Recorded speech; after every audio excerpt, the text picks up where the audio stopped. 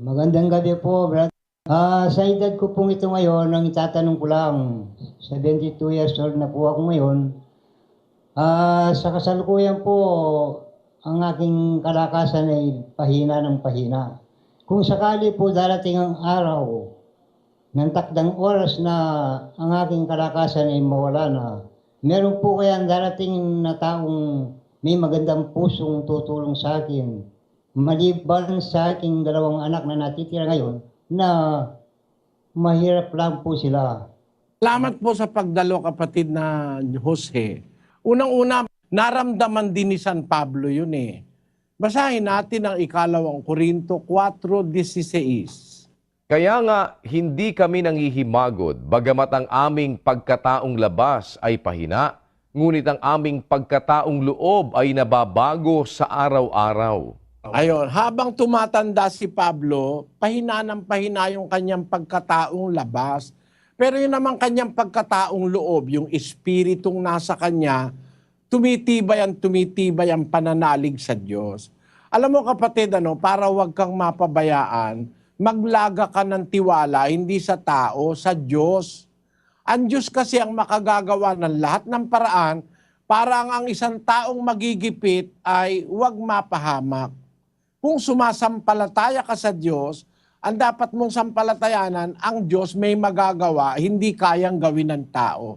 Yun ang aking pananalig, kapatid. Alam mo, pagka meron akong nararamdaman, hindi ako basta nagtatanong sa doktor.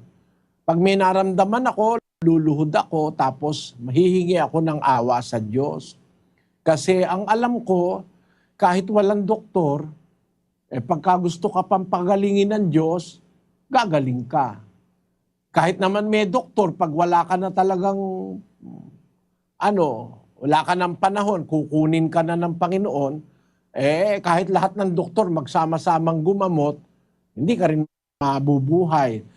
O, merong mga ibang mga tao, wala pang ang 50 anyos eh. Yung iba, wala pang 60, wala pang 70, patay na. Buti nga ikaw kapatid, lagpas ka na ng 72 ka na.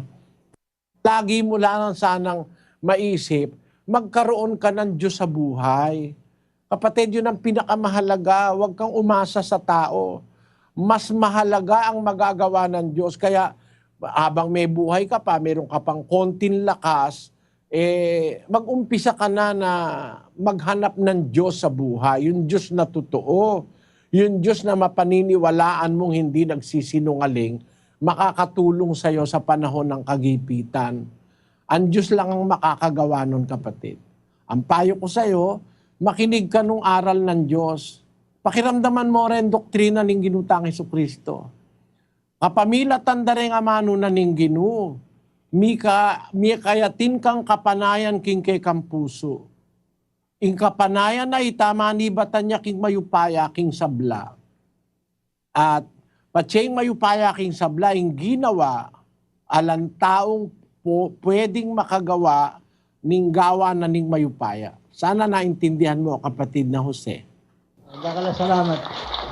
Salamat. Makinig kang doktrina, kapatid, at huwag kang mag-alala. Dapat kahit mauna ka, mahuli ka, may tiwala ka sa Diyos. Mapalad ang namamatay na may Diyos sa buhay.